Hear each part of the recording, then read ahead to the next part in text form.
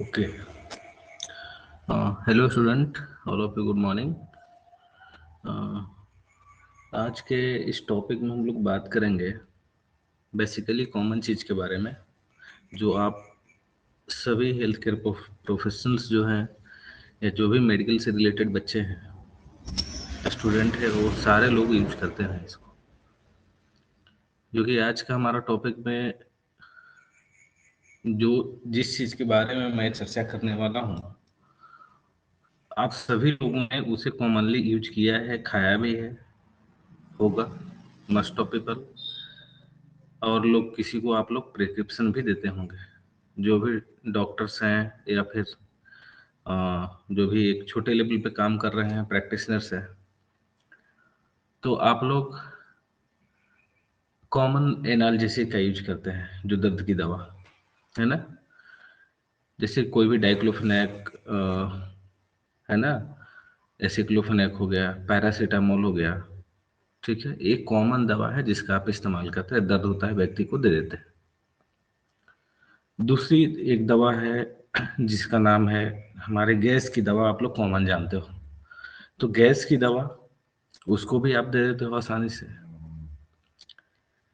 लेकिन हम आज आप लोग को बताएंगे कि ये दवा जो है एक्चुअली में क्या हमें सिंगल देना चाहिए या केवल, जैसे कि मान लो मेरा कहने का मतलब ये है कि क्या दर्द की दवा हम दे रहे हैं तो केवल दर्द की दवा देना चाहिए, या फिर दर्द की दवा के साथ में गैस की दवा देना चाहिए, ठीक है, या केवल व्यक्ति को गैस की दवा देना चाहिए। क्या इसका क्या मैकेनिज्म ऑफ एक्शन है, कैसे ये काम करता है ना। इसके बाद इस बात को समझने के बाद आपको सारी क्रिस्टल कॉन्सेप्ट क्लियर हो जाएगी हमें आज से क्या करना चाहिए, ठीक है। तो चलिए उस क्रिस्टल कॉन्सेप्ट को हम लोग समझने के लिए सबसे पहले, ठीक है, इसके मैकेनिज्म ऑफ एक्शन को हम लोग समझते हैं, है ना। तो चलिए हम लोग देख लेते हैं।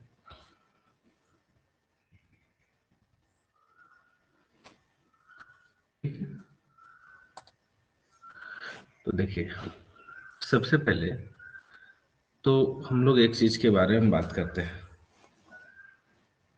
देखो,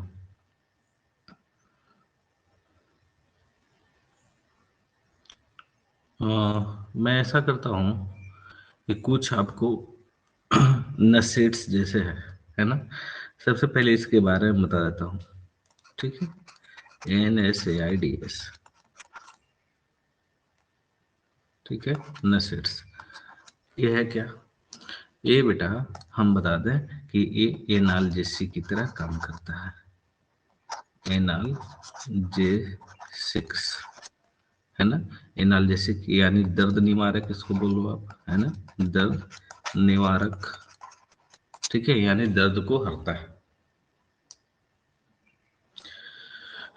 लेकिन कुछ तौर पे इसका एक्शन ऐसा है कि एनाल्जेसिक है लेकिन नसेट्स है, तो ये बुखार को भी कम करता है, फीवर भी कंट्रोल करता है ना, कंट्रोल फीवर, कंट्रोल फीवर, और भी इसका बहुत सारा एक्शन है। लेकिन एक छोटे लेवल पर मैं आपको बता रहा हूँ कि इतना ज्यादा, ठीक है, इतना, ये दोनों मेन एक्शन इसका है। और भी mechanism of action detail pharmacology जब पढ़िएगा तो उसमें और भी इसका एक्शन है, ठीक है। तो ये नसेट्स जो है, तो नसेट्स की कैटेगरी में कौन कौन सी दवाइयाँ आएगी जो हम यूज करते हैं कॉमनली। तो मैं कुछ आपको एग्जांपल दे देता हूँ केवल, जैसे मान लो कि आप करता है एसिक्लोफेनेक, एसिक्लोफेनेक का टैबलेट आपने सुना होगा, है ना, जो 0 डोल SP वगैरह में आता है, ठीक है। डाइक्लोफेनेक, डाइक्लोफेनेक, कीटोप्रूफेन,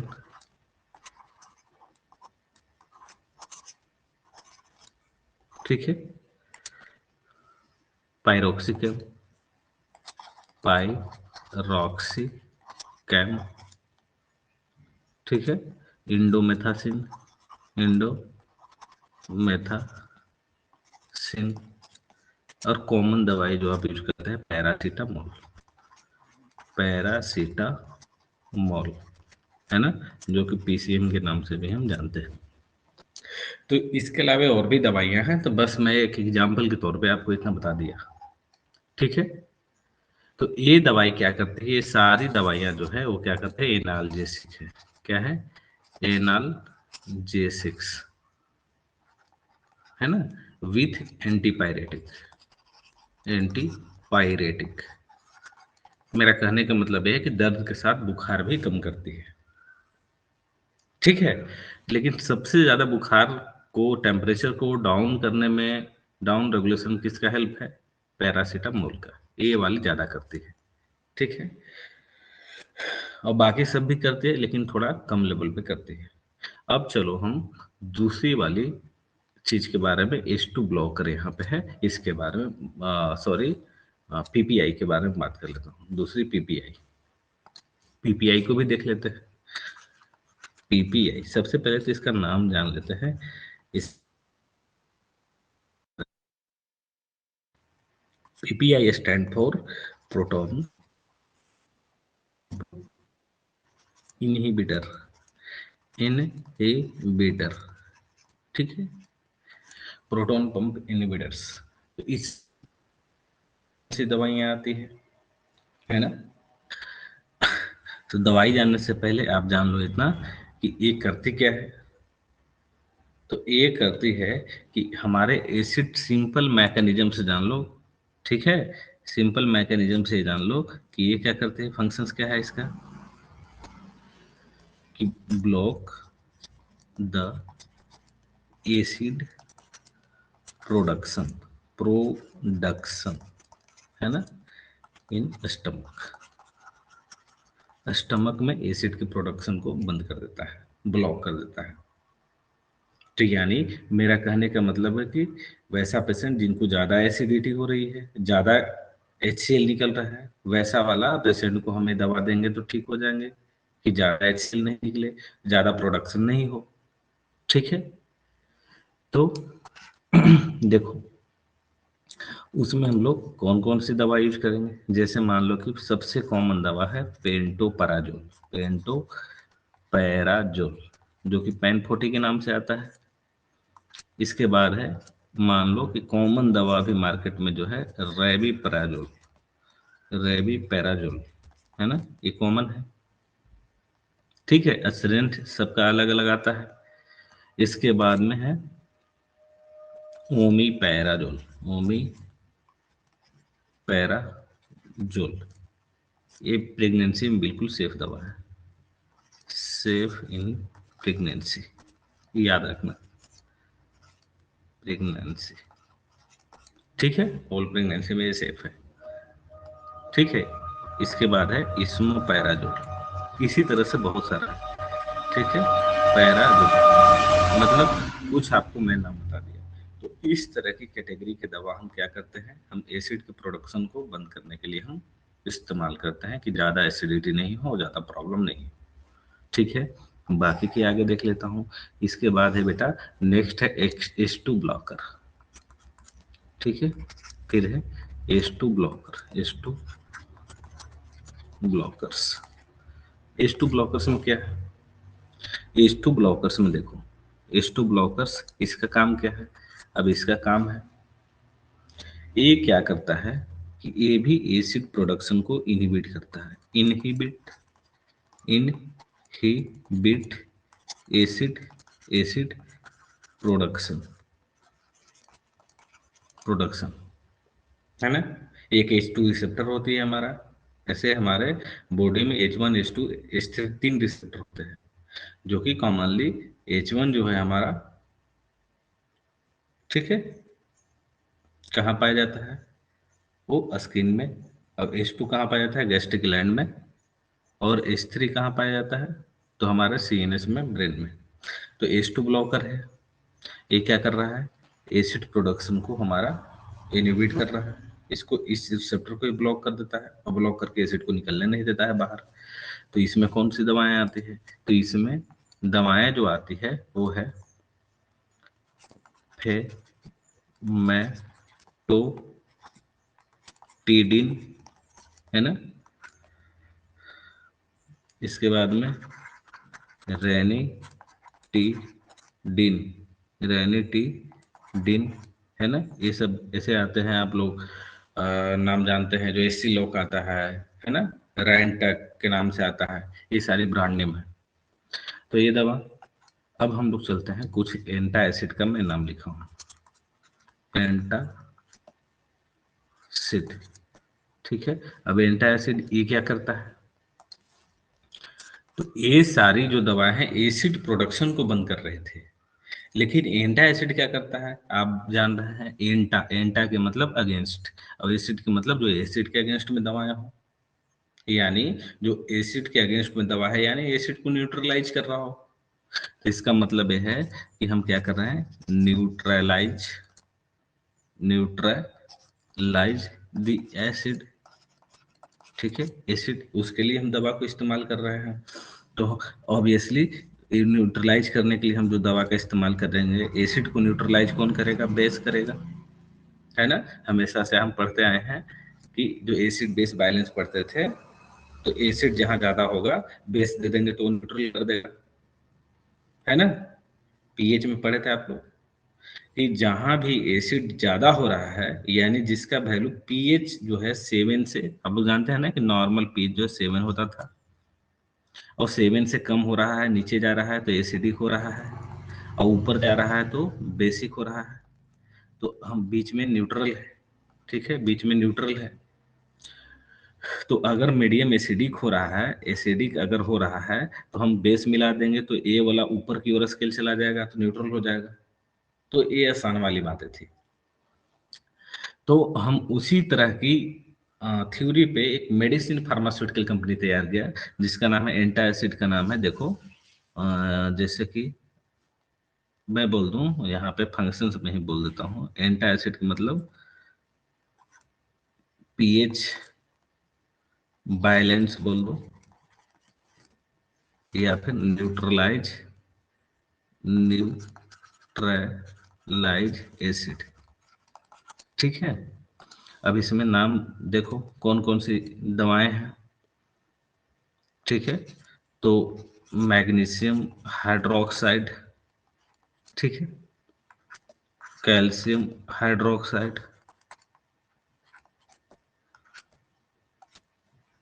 कैल्शियम कार्बोनेट, ठीक है, एल्युमिनियम हाइड्रोक्साइड, ये सारी चीजें हैं। तो मैग्नीशियम हाइड्रोक्साइड, कैल्शियम हाइड्रोक्साइड, है ना। तो आप लोग कैल्शियम और मैग्नीशियम का शायद कॉम्बिनेशन में दवाएं बहुत देखे होंगे, जो एंटासिड में कॉमन सी आती है, ठीक है। इसके पीछे भी एक लॉजिक है, क्यों आते हैं वो भी मैं बताऊंगा बाद में, ठीक है ना। तो ये दवाएं हमारा थे, ठीक है, एसिडिटी से रिलेटेड। अब हम लोग चलते हैं, आज के जो टॉपिक पढ़ने वाले हैं वो नसेट्स, और इसके बीच में हम लोग पीपीआई क्यों देते हैं, ठीक है, या अकेला देता हूँ या साथ में देना चाहिए।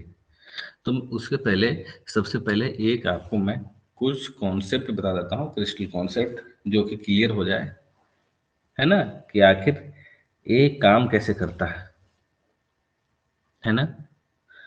तो जो एनाल्जेसिक है ना, है ना, यानी नसेट्स है, वो कैसे एक्शन करता है, काम कैसे करता है, ठीक है। तो हम उसी के बारे में हम सबसे पहले हम बात कर लेते हैं, ठीक है। तो देखो,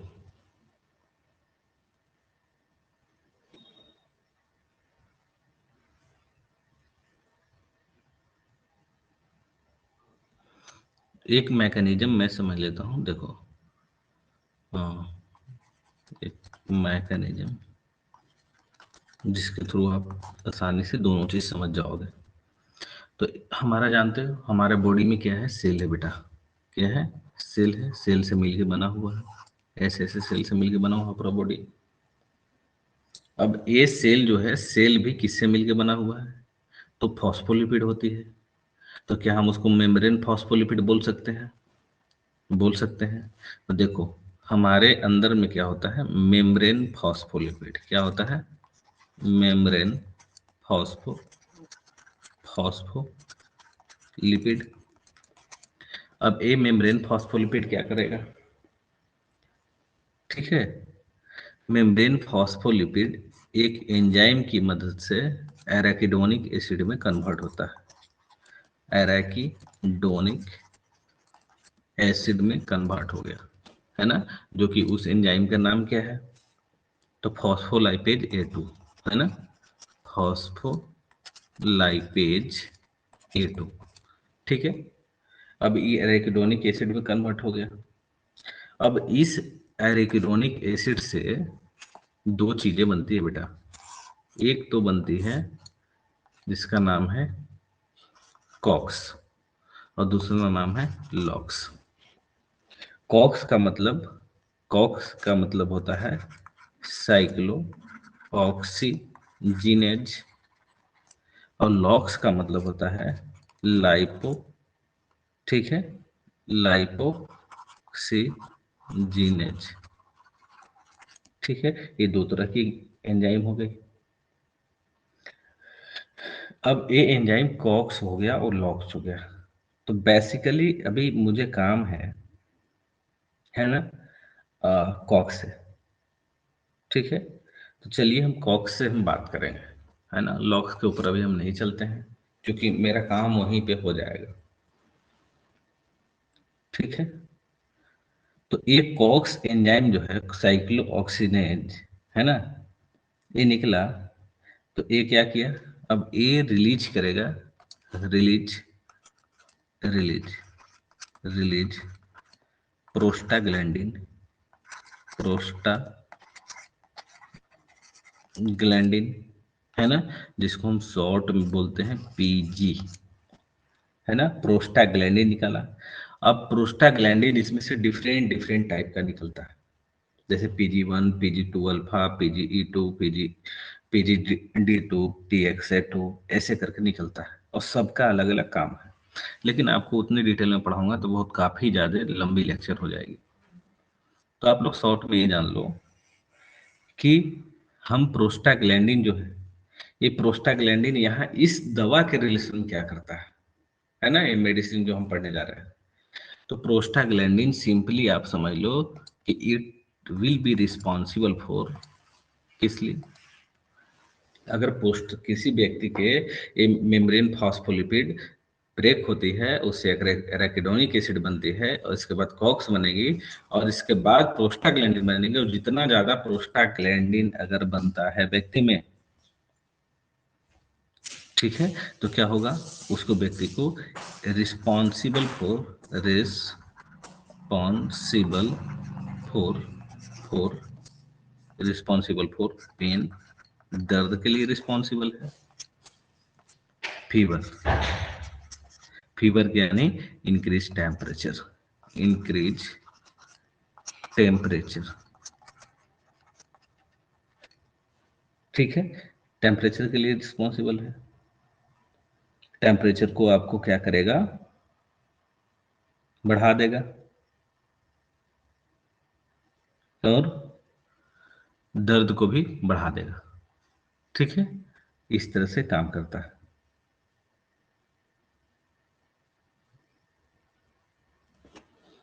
ऐसा है।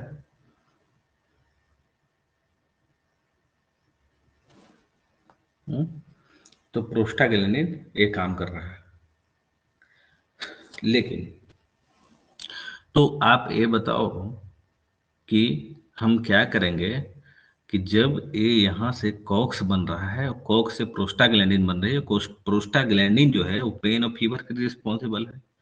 तो जब कभी भी किसी व्यक्ति को, मान लो कि पेशेंट है, एक पेशेंट हमारे पास, यही पेशेंट आया, कोई एक पेशेंट आया यहाँ पे, अब यही पेशेंट को ऐसे ऐसे सब सारी क्रियाएं हो रही है। तो अगर हमको मुझे क्या करना होगा, अगर इसको पेन और फीवर को कम करना होगा तो हम क्या करेंगे, है ना, हम क्या करेंगे, कॉक्स को बंद कर देंगे, है ना, इसी को हम बंद कर देंगे। और जब कॉक्स बनने के लिए बंद हो जाएगा, नहीं बनेगा, तो फिर क्या होगा, प्रोस्टाग्लैंडिन भी रिलीज नहीं होगा, और प्रोस्टाग्लैंडिन जब रिलीज नहीं होगा तो पेन भी नहीं होगा, फीवर कम होगा। तो एक दवाई तो इसी जंक्शन पे हमारा काम करेगा। देखो ठीक है, इसी जंक्शन पे, यहाँ पे है ना, ये यहाँ वाले जंक्शन पे काम करेगी।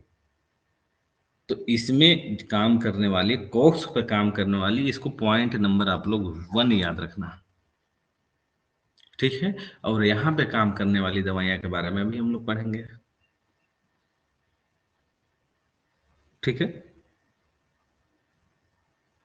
दूसरी चीज, ये हमारा प्रोस्टाग्लैंडिन क्या करता है ना। अब देखो, ये तो प्रोस्टाग्लैंडिन, लेकिन और एक हमारा रिलेशन है, वो भी पढ़ लो, है ना। दूसरी वाली बात, दूसरी कॉन्सेप्ट, है ना, कॉन्सेप्ट, कौन कौन सॉरी कॉन्सेप्ट 2, ऐसे बहुत सारा है, लेकिन फिलहाल अभी जितना नीड है उतना ही हम पढ़ेंगे। ये जो बेटा प्रोस्टाग्लैंडिन की आप बात कर रहे हैं, पीजी की, और क्या करता है, क्या एक्शन करेगा। अगर हम इसको, मैं जीआईटी के बारे में बात करूं, जीआईटी में कहा, जीआईटी, जीआईटी यानी गैस्ट्रो इंटेस्टाइनल ट्रैक, है ना, गैस्ट्रो इंटेस्टाइनल आपका डाइजेस्टिव सिस्टम में। तो सिस्टम में आपका होता है कुछ ऐसे, ऐसे स्टमक होती है बेटा, अब वैसे स्टमक होती है वैसे इंटेस्टाइन होती है, ठीक है। तो यहाँ पे आप जानते हो कि यहाँ कंटिन्यूअसली क्या होता है, HCl का प्रोडक्शन होता है, क्या निकलता है, HCl, ठीक है। और यहाँ पे इसका लेयर जो होता है म्यूकस मेम्ब्रेन से क्या होता है, ढका होता है ना, म्यूकस मेम्ब्रेन होता है, और प्रोटेक्टिव लेयर होता है। आप जानते हो कि एसिड इतना खतरनाक है कि आप तेजाब के बारे में नाम सुने होंगे, उस तेजाब से भी कई गुना खराब, कई गुना खतरनाक है।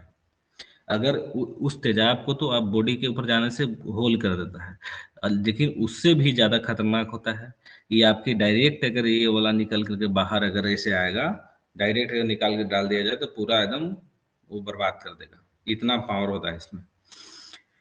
लेकिन आखिर हमारा स्टमक को क्यों नहीं होता है, ये भी तो बॉडी का पार्ट है। इसमें कुछ इंट्रिंसिक फैक्टर होते हैं, है ना, इंट्रिंसिक इंट्रिंसिक फैक्टर होते हैं, ठीक है। और ये इंट्रिंसिक फैक्टर इसको रिलीज करके और इसको बचाए रखता है, ठीक है। इसको रेजिस्टेंस कर जाता है उस इन्वायरमेंट में रहने के लिए, और उसके कारण इसका प्रोटेक्शन होता है, गैस्ट्रिक प्रोटेक्शन होता है। इसको आप गैस्ट्रिक भी बोलते हैं, स्टमक को क्या बोलते हैं, गैस्ट्रिक, है ना। तो गैस्ट्रिक म्यूकोसा को प्रोटेक्ट करती है कौन, प्रोस्टाग्लैंडिन, है ना। प्रोस्टाग्लैंडिन जो है गैस्ट्रिक म्यूकोसा को प्रोटेक्ट प्रोटेक्ट कर रही है। तो प्रोटेक्ट कैसे करती है, तो देखो, तो प्रोटेक्ट करने का, ये जो मान लो कि पीजी है, प्रोस्टाग्लैंडिन है, तो प्रोटेक्ट कैसे करती है, तो दो तरीके से। एक तो कि release release release release intrinsic factor, intrinsic intrinsic factor,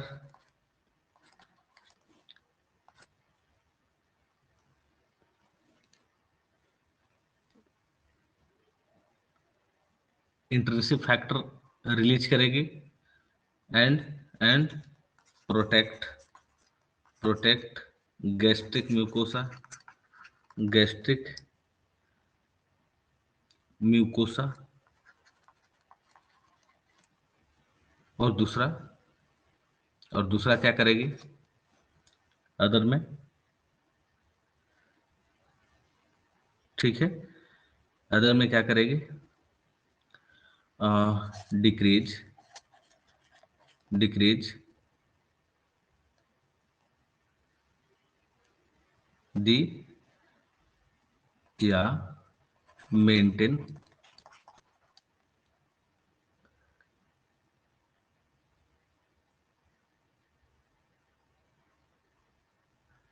maintain the acid acid production, maintain acid production, acid production को भी मेंटेन करती है ना, प्रोस्टाग्लैंडिन। तो हमारा क्या है, स्टमक के वाल जो है वो सेफ रहता है।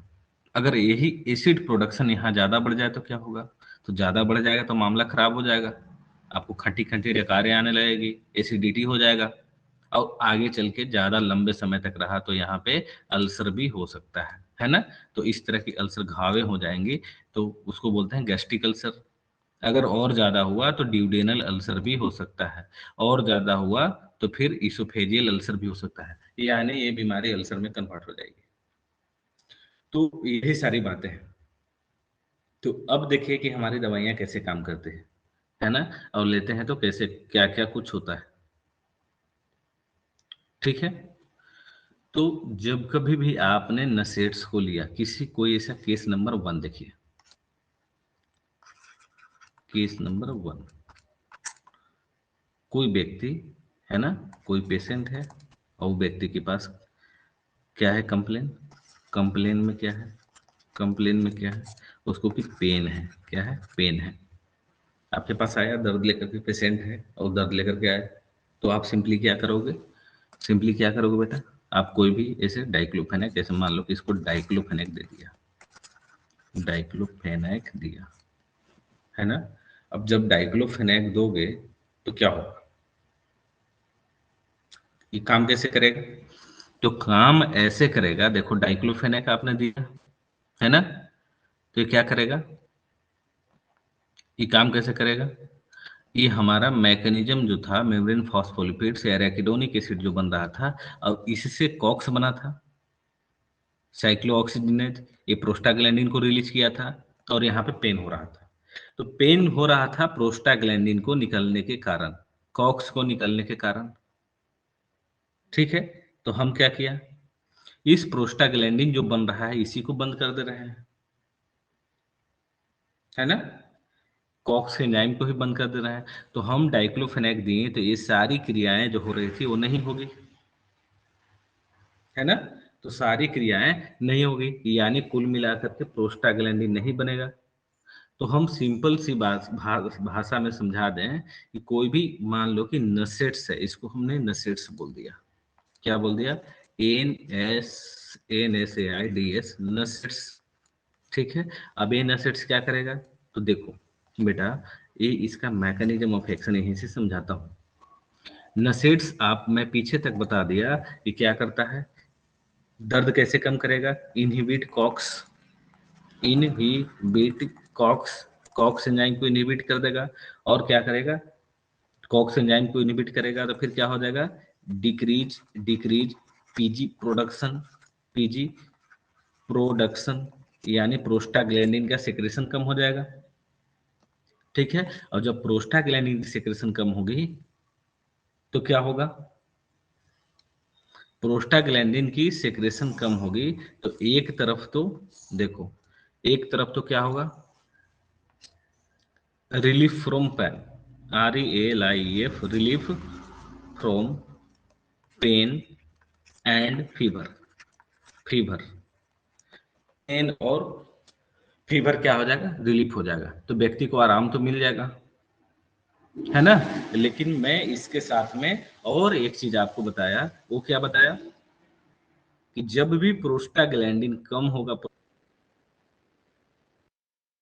प्रोस्टाग्लैंडिन का मेन और काम क्या है, गैस्ट्रिक में क्या काम है, स्टमक में क्या काम है, ये इंट्रिंसिक फैक्टरीज कर उसका पेटेंसी को मेंटेन रखता है, तो वहां पे उसका एनवायरमेंट को अच्छी तरह से मेंटेन करके रखता है, और एसिड को ज्यादा निकलने नहीं देता है।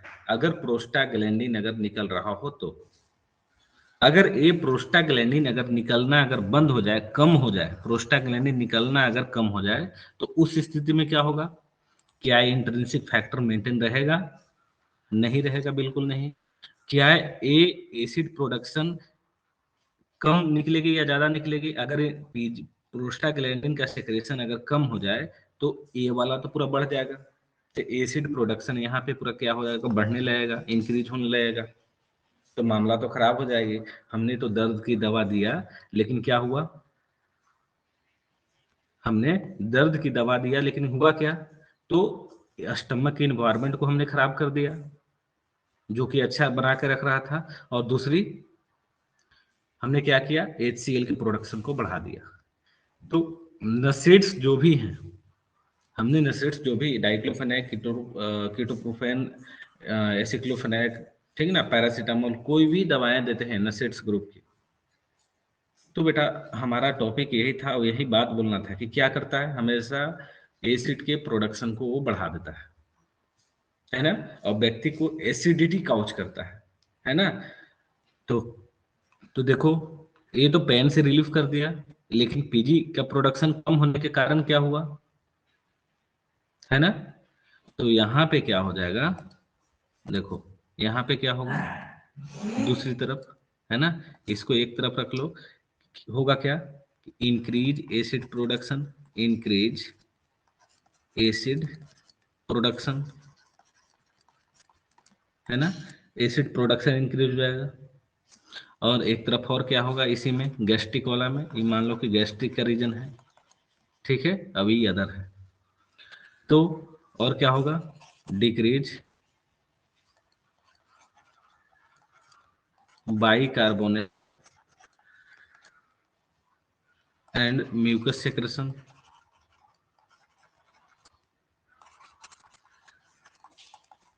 है ना, म्यूकस सेक्रेशन और बाइकार्बोनेट भी कम कर देगा।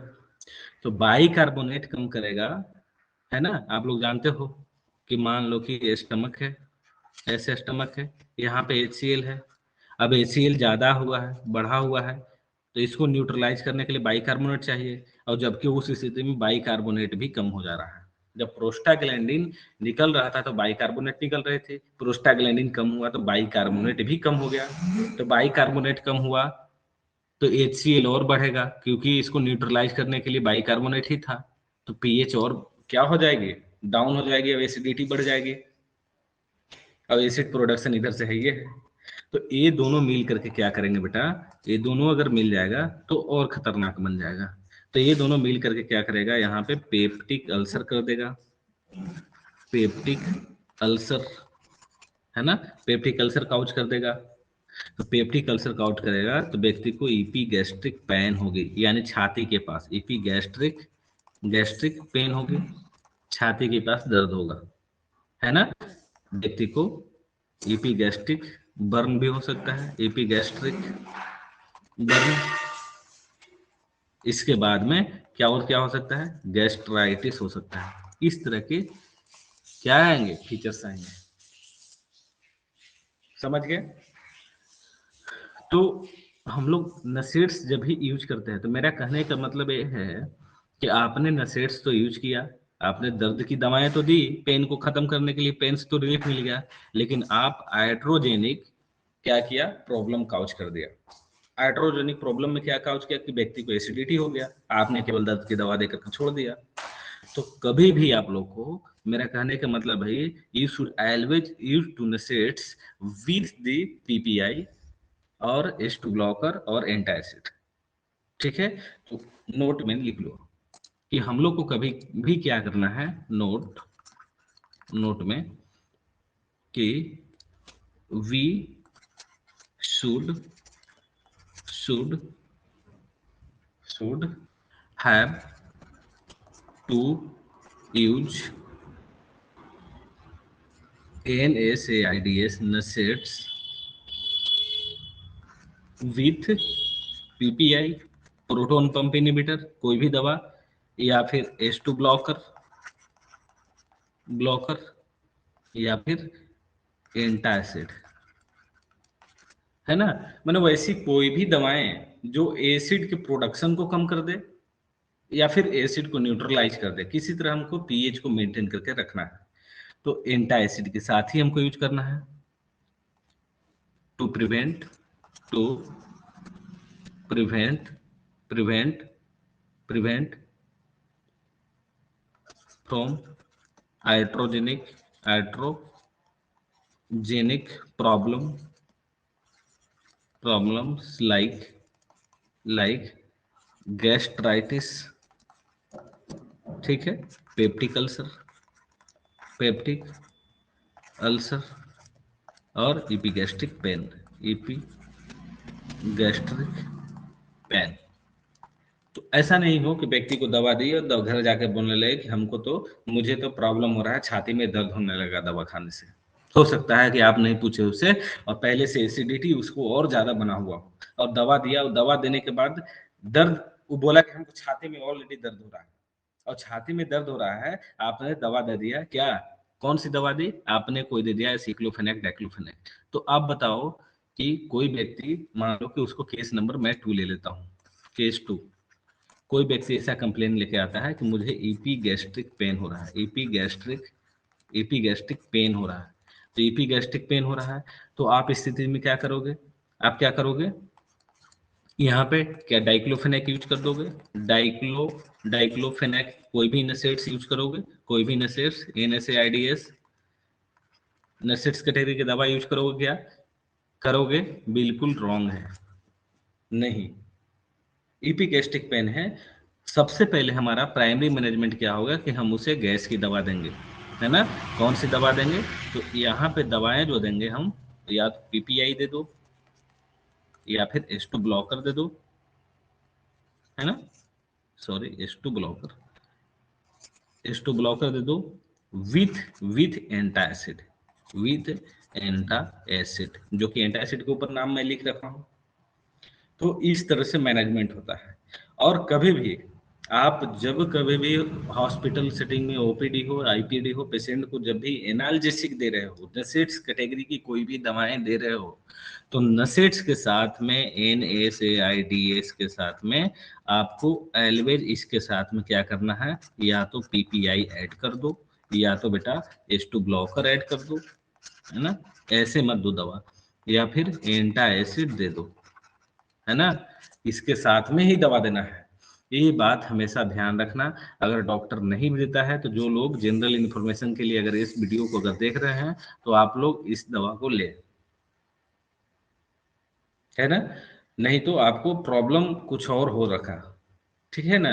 छाती में दर्द होने लगेगा, हो सकता है कि आपको अल्सर भी हो सकता है, पेट में फोड़े फोड़े हो जाएंगे आपके आंत में, और जो आपका आमाशय है, गैस्ट्रिक म्यूकोसा है उसमें। तो इन बातों को आपको ध्यान रखना है हमेशा, और विशेष करके हेल्थ केयर प्रोफेशनल्स।